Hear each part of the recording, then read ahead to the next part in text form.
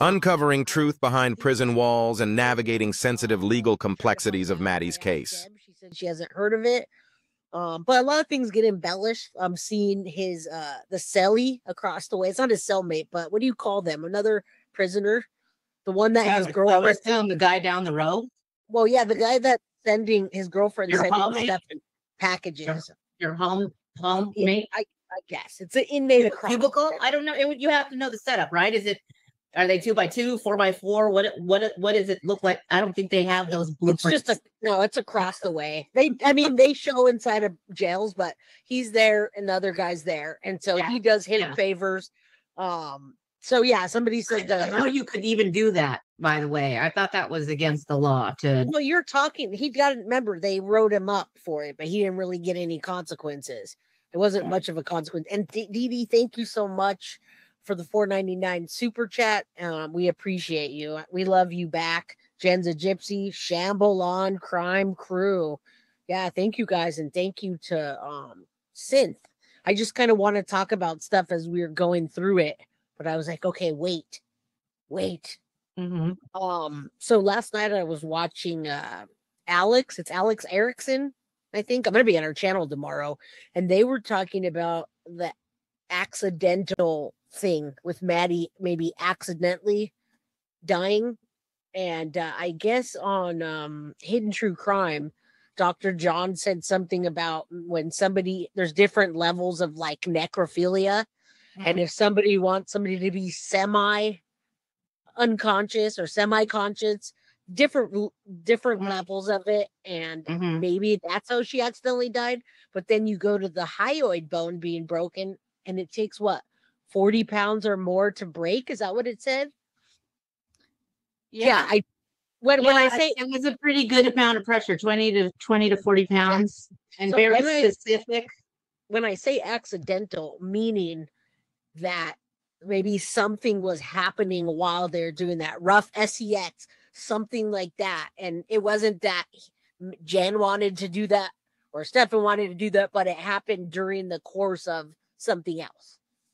So right? a long time ago, I'm going to say the 90s, there was a movie with Sean Connery, and he was in Japan, and it had Tia Carrere in it.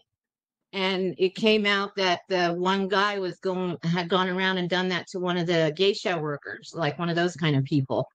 And that was how he had done it, through the fetish of that act. It was like a supermodel played the role, but he did that, asphyxiated her on the conference table, and it just got rough. You were just in the moment, and in that euphoria, or I'm trying to think of that song Bolero, and the crescendo of it all, something happened. There you go. And that's perfect what Kawasaki says. They just passed a law in regards to 2021 can't claim rough sex as an offense, and that's what I mean by that. In Florida specifically? If you're looking at that, yeah, if you're they didn't, I don't know if they said Florida. Right. That's thing. That's cool if they did. And that's why we're trying to get the ladies out there to help with Maddie's law and other laws to help the children, like from ELO, Brett, Bonini, right? They don't have these laws in place yet, and so this stuff's happening. So where is that, Kawasaki? All right. Yeah, I know. It's not rough it's rough graping. I understand. Right, exactly. Right. But I don't know if that's in the law. You don't need to apologize. It's if that's the law that they're talking about. Some of the laws have old wordage, and we have to change that by making people aware. If you don't, then it's going to stay the same. So exactly. Okay, Kawasaki said she'll post it. So I wanted to talk about that because I may be talking about that tomorrow night, and I would love if Jenny Lou, her name was, on that channel, was talking about it.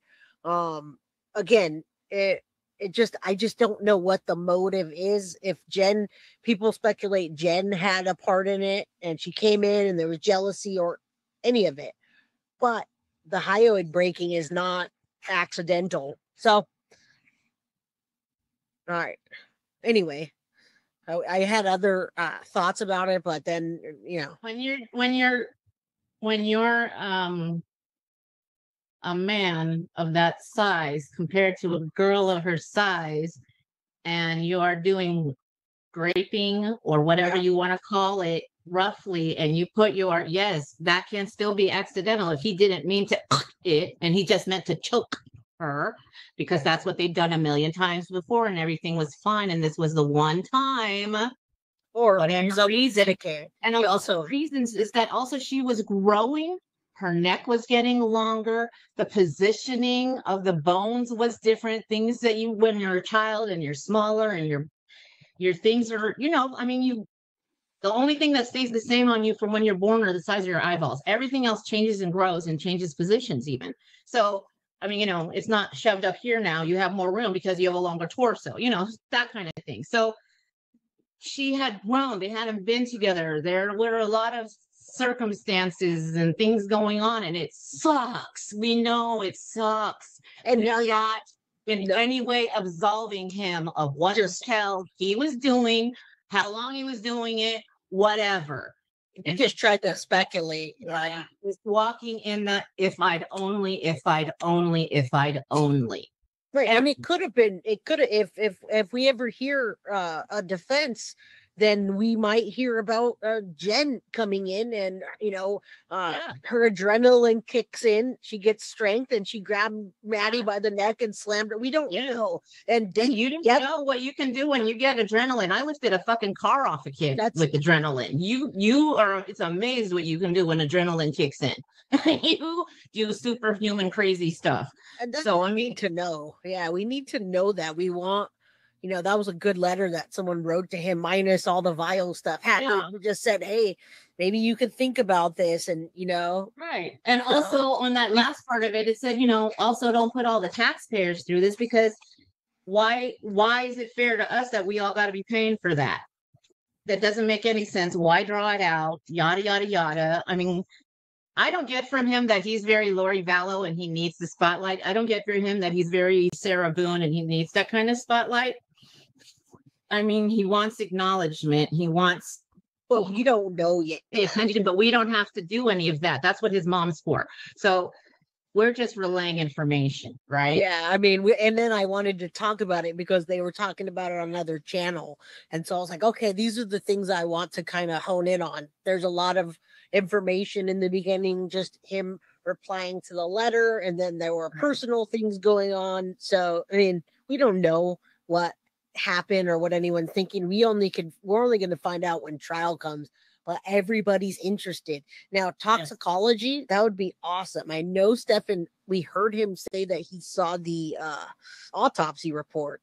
So we gotta say, if he saw the autopsy report and he's talking to his mom about, well, I walked away, and maybe it somehow matches that. He's never talked about toxicology, but he did say that that Maddie wasn't pregnant, and so did the other family, the Wallaces.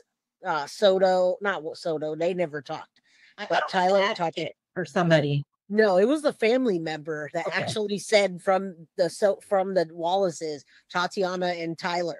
Now they're the only other people that could have seen it. All right. Okay, that makes sense. Those people say she wasn't pregnant. Okay. Right. Okay. So again, direct sources. I mean, what are you going to do? You don't have to like it. That's just, who wants any of these stories we're telling or what's going on in any of these situations? The point is that we're trying to make people aware so that you see something, you say something, you do something, you get involved with your legislators, get involved with your council people, go run for office, even if it's the dumbest way you can get in. I mean, it gets you the social capital that you need to start spreading the message. Like what we're doing is getting more message out there for Rebecca. And what happened with Corey? Well, I knew someone was lost. I knew someone would say that too, about Deborah complaining about no privacy, but she's sure sharing a lot of private information. But she's not. They're coming out anyway. They're gonna come out. She knows what's coming out. And so, yeah, I'm gonna have to say on that. I knew that was going to come, and someone was gonna say that, but it's gonna come out anyway. I have a call after this from Chris. And it was from a year ago. So everybody's like, why are you even talking to Chris? Do you hear the shit he's talking? Well, we're talking about now. We're not talking about a year ago. Here's what happened then, and here's what happened now. So it's going to come out anyway. And I'm talking to her. She's sharing things with me, and she let me share them with you. Or we could just wait and pay for it, and when it comes out, right? Right. Again, we don't know until trial comes. We could just stop covering it until trial comes, right? Yep.